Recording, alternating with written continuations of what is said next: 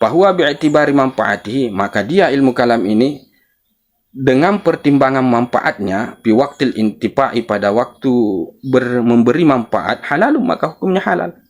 Kalau pada situasi dan kondisi bermanfaat, maka hukum ilmu kalam itu halal. Ya Rabbi salli ala Muhammad. Assalamualaikum warahmatullahi ta'ala wabarakatuh. Alhamdulillah wassalatu wassalamu ala rasulillah wa ala alihi wa sahbihi wa mawala wa ba'du. Subhanaka la ilma lana illa ma'allamtana innaka antal alimul hakim wa tub alaina innaka antat tawwabur rahim. Rabbi syrah li sadri wa yassir li amri wahlul 'uqdatam min lisani yafqahu qawli.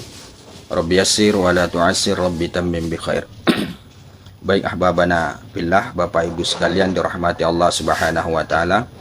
Kembali kita melanjutkan kajian Ihya Ulumuddin kita. Sekarang kita sudah berada pada halaman 353. Ya, tepatnya pada bagian ini.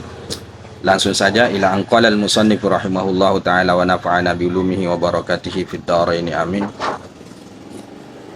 Fa in qulta, ya, kata Imam Al-Ghazali rahimahullahu ta'ala, ya, fa in qulta, apabila engkau katakan, famal mukhtaru fihi indaka, ya, lantas apa yang dipilih fihi padanya, artinya terkait dengan hukum ilmu kalam falsafah ini atau ilmu jidal ini, indaka, di sisimu wahai Imam Al-Ghazali. Ya, artinya kalau saja kita misalnya yang mempermasalahkan bagaimana sih pendapat daripada Imam Al-Ghazali, ya, apa yang beliau pilih terkait dengan hukum mempelajari ilmu kalam ini, apakah haramkah sesuai yang kita sudah bahas pada pembahasan yang sebelumnya, ataukah dia halal.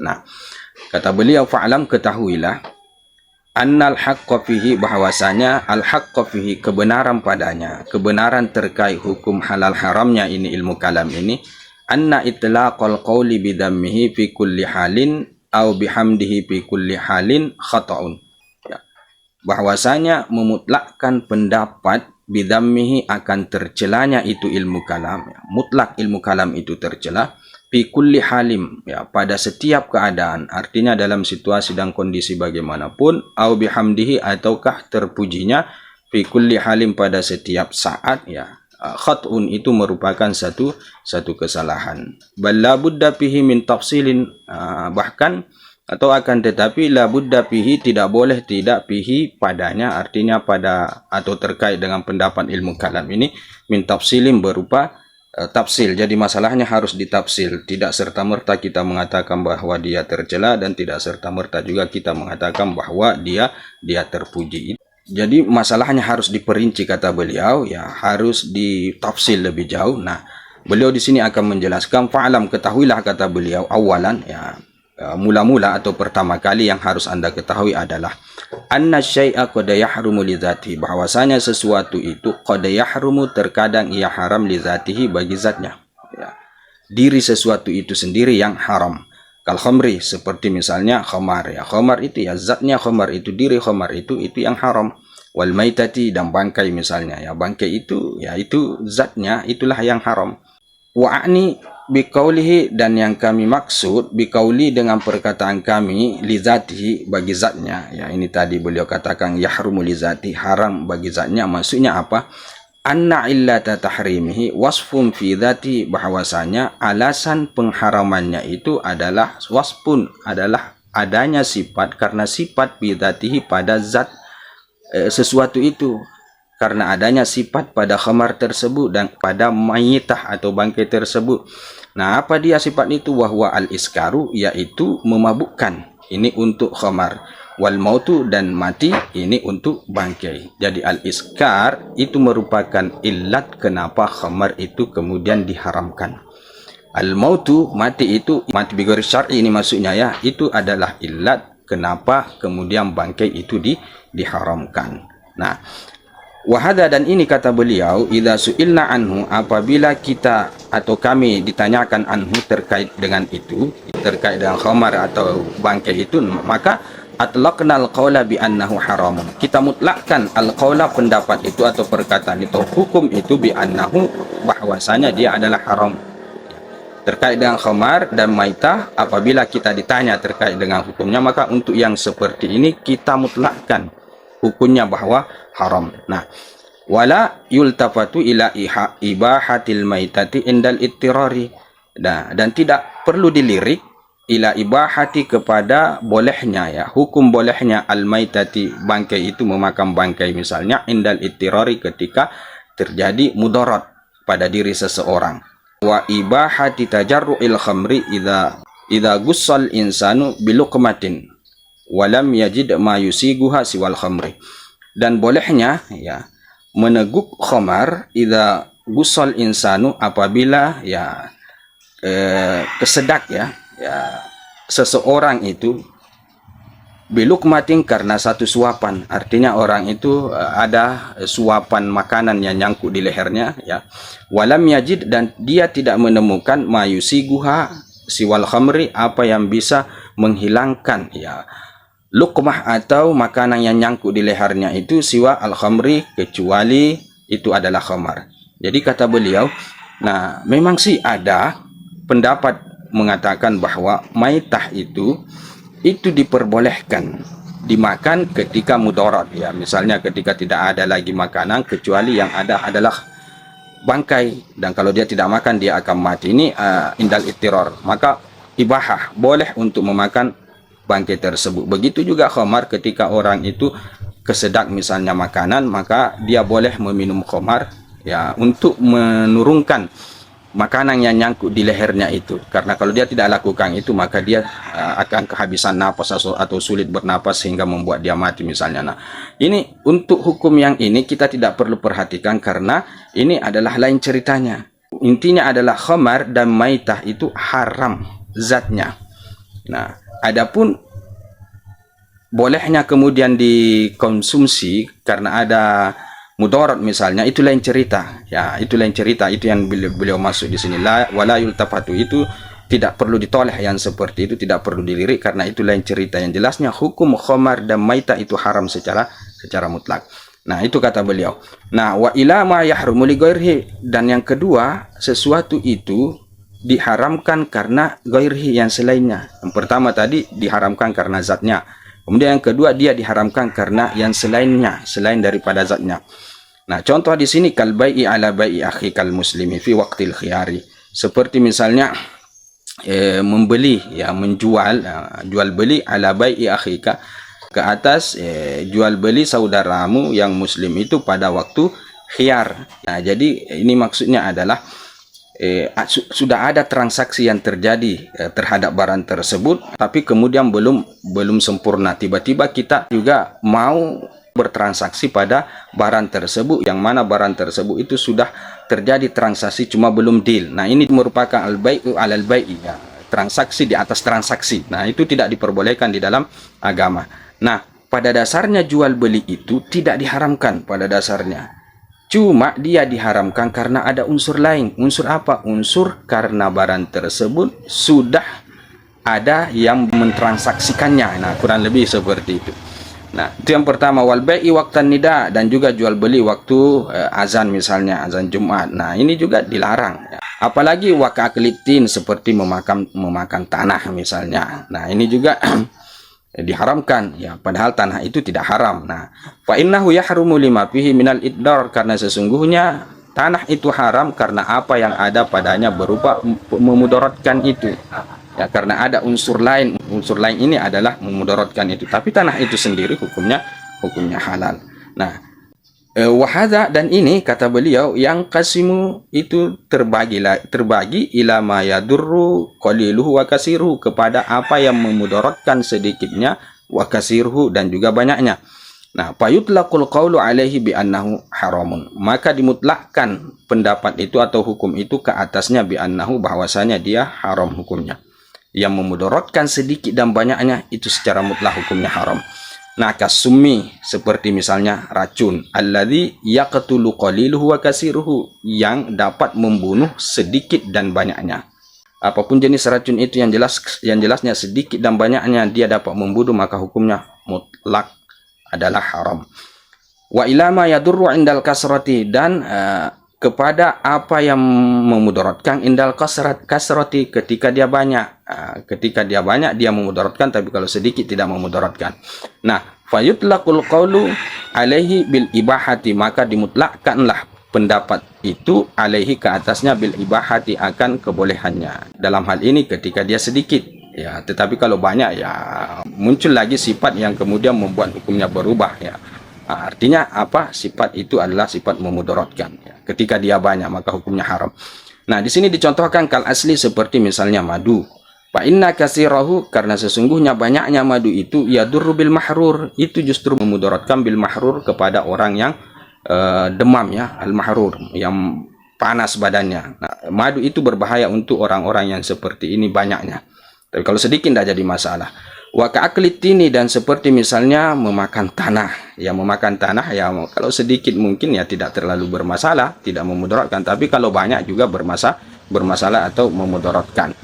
Nah, wa ka'anna, dan seakan-akan itlaqat tahrimi 'ala tini, ya, pemutlakan hukum haram 'ala tini wal khamri ke atas tanah, misalnya wal khamar dan juga khamar, wa tahlili 'alal asli, dan penghalalan ke atas madu, iltifatun ila aglabil ahwal, itu sebenarnya mempertimbangkan kepada paling golibnya, paling umumnya keadaan. Jadi kata beliau di sini, jadi seakan-akan menurut beliau, ya, pandangan beliau bahwa hukum tanah dan hukum khamar haram secara mutlak, dan begitu juga asal atau madu itu halal secara mutlak. Itu pertimbangannya itu lebih kepada pada umumnya keadaan atau pada golibnya keadaan.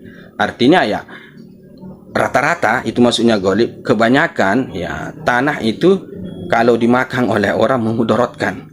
Khamar itu kalau dikonsumsi oleh orang memudaratkan. Madu itu kalau dikonsumsi oleh orang itu tidak memudaratkan. Ini umumnya seperti itu atau golibnya seperti itu. Itu yang menjadi pertimbangan kemudian kenapa khamar dan tanah ini diharamkan. Begitu juga kenapa asal ini dihalalkan. Nah, fa in tasadda syai'un, nah apabila datang sesuatu taqabalat bihil ahwalu, yang menerima padanya itu keadaan, maksudnya ada sesuatu yang datang yang kemudian membuat keadaan itu berubah. Taruhlah misalnya ahwalnya khamar, ya itu memudaratkan.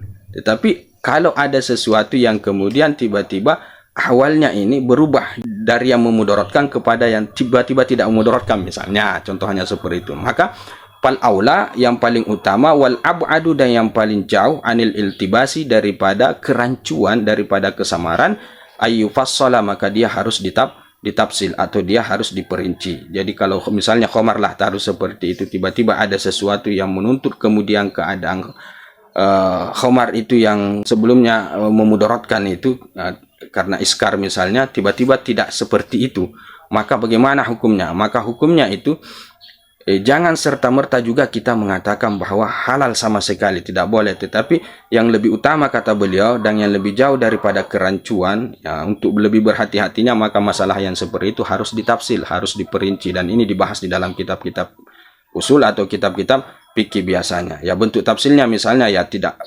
serta-merta juga kita langsung mengatakan bahwa khamar itu halal secara mutlak. Oh, pokoknya dia konsumsi semau dia saja. Tidak, ya. Tetapi dalam kaidahnya dikatakan ad-daruratu tuqaddaru biqadariha.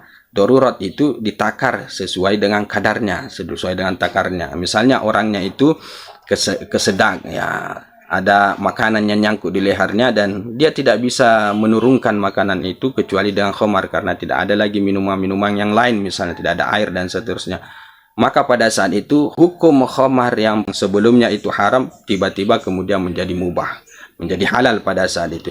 Nah, tetapi ya ini tafsilnya. Tetapi apakah langsung mutlak halal begitu saja? Artinya terserah dia mau minum sampai habis atau bagaimana? Nah, tidak. Tetapi dia hanya boleh mengkonsumsi khamar itu sebatas kadar yang dia butuhkan. Dalam hal ini adalah sebatas makanan itu sudah turun ke dalam perutnya. Nah, tidak juga langsung kemudian dia habisi seperti. Yang penting makanan itu sudah tidak ada di lehernya, tidak nyangkut lagi, maka sebatas itu saja kehalalannya. Selebihnya itu tetap kembali kepada hukum haram. Nah, itu yang dimaksud beliau di sini. Nah, fana'udu ila ilmil kalam. Nah, kita sekarang kembali kepada ilmu kalam. Jadi tadi kan pertanyaan di awal itu, bagaimana menurut Anda, pendapat Anda yang Anda pilih terkait dengan hukum ilmu kalam itu. Nah, ini pertanyaan kepada beliau.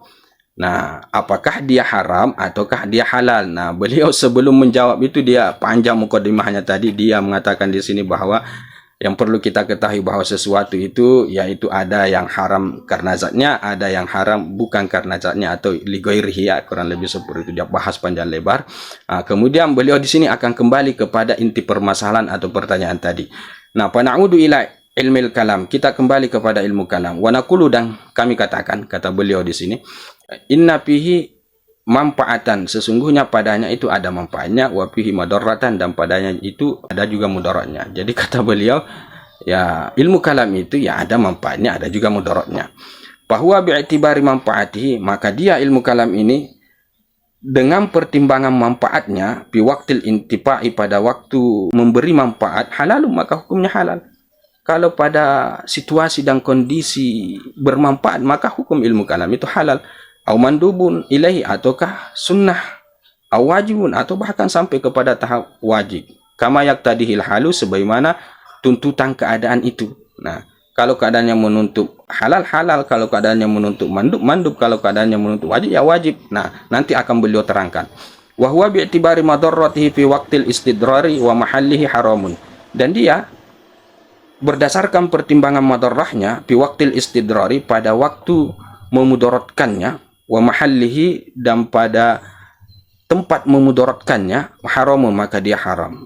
Jadi ilmu kalam itu kalau waktu dan tempatnya adalah waktu dan tempat dia memudaratkan, maka hukumnya haram. Tapi kalau pada waktu situasi dan bermanfaat, maka dia bermanfaat. Nah, itu kata beliau. Nah, beliau mau jelaskan di sini. Amma madarratuhu, adapun madarrah, mudarat daripada ilmu kalam itu, fa isaratu syubhati wa tahrikul aqaidi. Nah, dia bisa membangkitkan syubhat, ketidakjelasan, kerancuan, wa tahrikul aqaidi, dan dia bisa menggoyahkan akidah, wa izalatuha, dan bahkan melengsarkannya, anil jazmi wa tasmim, daripada al jazam, daripada keyakinan yang kuat, wa tasmim, dan kemantapan, ya hampir sama maknanya al jazm wa tasmim, ya. Nah, ilmu kalam itu, kata beliau, mudaratnya adalah dia bisa menimbulkan kerancuan, tidak jelas, menggoyangkan akidah, bahkan melengsarkan keyakinan setelah kokohnya keyakinan tersebut. Nah, itu kata beliau. Fadzalika, nah yang demikian ini, mimma yahsulu fil ibtida, itu termasuk apa yang hasil yang terjadi fil ibtida, pada permulaan, pada awal mula. Jadi biasanya ilmu kalam yang seperti ini, yang bisa menggoyahkan keyakinan, menimbulkan kerancuan, bahkan melengsarkan keyakinan, itu biasanya terjadi pada para pemula, bahasa kasarnya. Jadi orang-orang yang baru terjun dalam masalah teologi, misalnya masalah ketuhanan, masalah tauhid. Nah, biasanya orang-orang yang seperti ini yang mudah sekali terjadi pada diri mereka syubhat, tahrik, al-aqaid, kemudian izalatuha, dan seterusnya. Nah, waruju'uha bidalili, dan kembalinya, ya, tersadarnya, bahasa mafhumnya seperti itu, bidalili, dengan menggunakan dalil dalam masalah ketauhidan misalnya, itu maskukum fihi, itu diragukan padanya. Artinya apa? Artinya ketika para pemula ini ya terjun dalam bidang kalam, nah itu biasanya akan terjadi kerancuan. Dan bagaimana menyadarkan mereka kembali? Ya tentunya dengan menggunakan dalil-dalil. Nah, ketika dalil ini dipaparkan kepada mereka, yang mana mereka sudah masuk dalam bidang kalam, maka rujuk mereka, tersadarnya mereka, kembalinya mereka, meralatnya mereka, itu merupakan sesuatu yang masykuk, sesuatu yang diragukan, artinya tidak pasti bahwa itu akan berhasil. Nah, wa yakhtalifu fihi al-ashhasu, dan ini berbeda padanya orang-orang. Jadi tergantung orang juga, ya ada orang yang ya mungkin setelah dipaparkan dalil-dalil tentang ketauhidan itu, ya mungkin dia sedikit demi sedikit berubah. Nah, ada juga yang mungkin lama baru berubah, atau bahkan ada yang tidak berubah sama sekali. Nah, ini berbeda sesuai dengan keadaan orangnya. Nah, fahadza dararuhu fil i'tiqadil haqqi. Nah, inilah mudaratnya ilmu kalam itu terkait dengan i'tiqad atau keyakinan yang benar. Jadi orang itu keyakinannya sudah benar ya di awal mula ya, para pemula ini keyakinannya sudah benar, sudah bagus, tetapi kemudian mereka tiba-tiba mempelajari ilmu kalam. Nah, ini yang kemudian akan menggoyahkan keyakinan mereka, dan ketika mereka kita kembalikan ke jalan yang benar dengan menggunakan dalil, itu belum tentu pasti. Nah, ini yang dimaksud mudaratnya ilmu kalam terkait dengan keyakinan yang sudah benar tadi itu tiba-tiba kemudian menjadi gamang dan seterusnya. Nah, walahu dararun, dan baginya juga, bagi ilmu kalam juga ada mudarat yang lain. Fi ta'kidi, terkait dengan ta'kidi i'tiqadil mubtadi'ati. Terkait dengan penguatan, penegasan keyakinan orang-orang yang ahli bid'ah lil bid'ati, bagi bid'ahnya. Ya. Jadi salah satu mudarat ilmu kalam yang berikutnya, kata beliau, ini berhubungan dengan akan semakin kuat keyakinan orang-orang ahlul bid'ah terhadap bid'ahnya. Jadi ketika orang-orang ahlul bid'ah ini, nah orang-orang yang tidak benar keyakinannya ini, kemudian mempelajari ilmu kalam, maka ilmu kalam itu akan semakin memperparah bid'ah mereka, semakin diperkuat. Nah, ini yang dimaksud takin, itu mudaratnya. Wa tasbitihi fi sudurihim, dan itu yang akan semakin mengokohkan i'tiqad bid'ah tersebut fi sudurihim, pada dada mereka. Nah, ini bahaya yang kedua ya.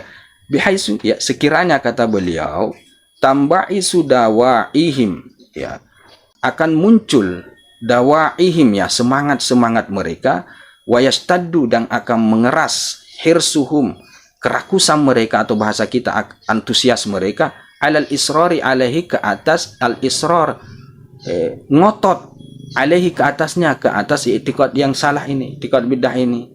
Jadi mereka ini orang-orang yang sudah berada dalam lingkup keyakinan yang salah, yang bid'ah, ketika mempelajari ilmu kalam, maka ini akan semakin memperparah situasi mereka. Mereka akan semakin tetap di dalam kebid'ahan mereka, dan mereka akan ngotot, ya, kurang lebih seperti itu, akan terus-menerus di dalam bid'ah mereka. Walakinna hadzal darar, akan tetapi mudarat yang seperti ini biwasitati ta'assubi, itu melalui perantara at-ta'assub, kefanatikan, fanatik buta, alladzi yasuru, yang mana itu yasuru, yang bergejolak, minal jadli, dari al-jadal, dari perdebatan dalam ilmu kalam. Nah, artinya apa? Mudarat yang akan memperparah keadaan orang-orang ahlul bidah itu adalah mudarat yang muncul, ya, ketika orang itu mempelajari ilmu kalam, yang mana ilmu yang kalam yang dia pelajari itu adalah ilmu kalam melalui proses perdebatan yang diwarnai dengan fanatisme buta. Ya, kurang lebih seperti itu.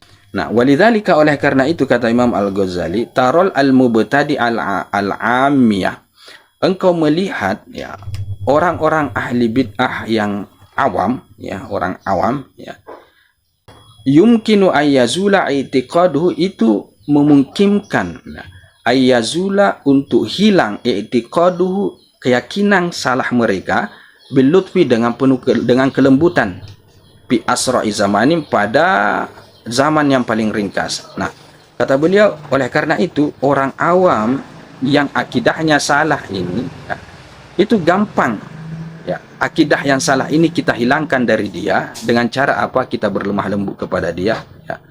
Kita memaparkan terkait dengan masalah ketauhidan misalnya dengan penuh hikmah, penuh kebijaksanaan, maka orang-orang awam yang seperti ini itu mudah saja, ya. Dalam waktu yang singkat, asra'i zaman, itu mereka bisa berubah, mereka bisa sadar, bahasa mafhumnya seperti itu.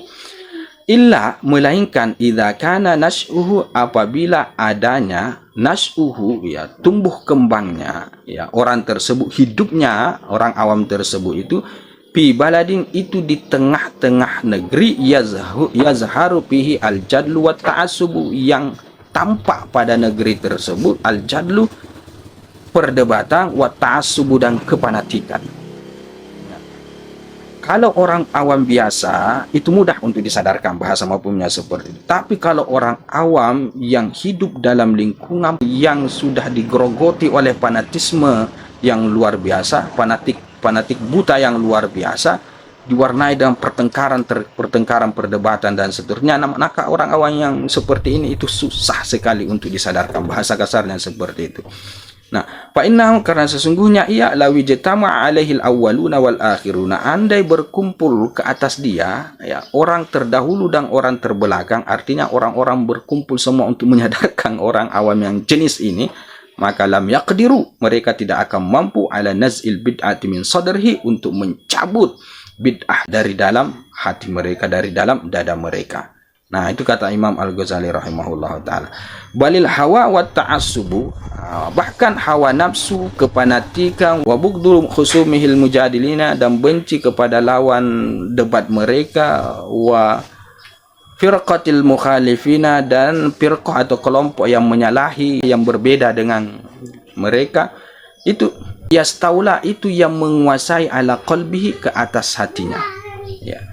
Hawa nafsu, kepanatikan dan kebencian, itu yang bertapak di dalam hatinya, itu yang menguasai. Wa yamna'uhu, dan itu yang akan mencegah dia min idrakil haqqi, daripada menjangkau kebenaran yang sesungguhnya. Hatta sampai-sampai ya, lau qila lahu, andai dikatakan kepada dia, kepada orang yang jenis seperti ini, hal turidu an yaksifallahu ta'ala lakal gita'a fa yu'arrifaka bil 'iyani annal haqqa ma'a khasmika lakariha dzalika. Apakah kamu mau ya, ayaksifallahu, bahwasanya Allah singkap secara hakikat untukmu al gita'a, ya gita' itu penutup, itu artinya Allah kasyafkan.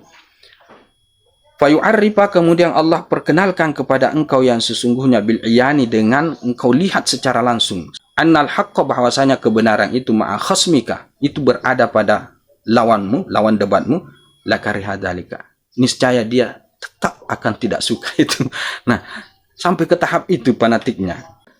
Khifatan min ayyafraha bihi khasmuhu, ya itu khifatan, karena dia takut. Kenapa dia tidak mau? Karena dia tidak suka, dia takut. Min ayyafraha, bahwasanya bergembira, bihi, karenanya khasmuhu, lawannya. Jadi itu yang membuat dia tidak mau. Apa dia tidak mau kalau lawannya itu bergembira, karena kebenaran itu berada di pihak dia. Allah perlihatkan misalnya seperti itu, dia tidak mau. Nah, ini kan sudah tidak fair ya, sudah tidak normal, sudah tidak ideal lagi ya.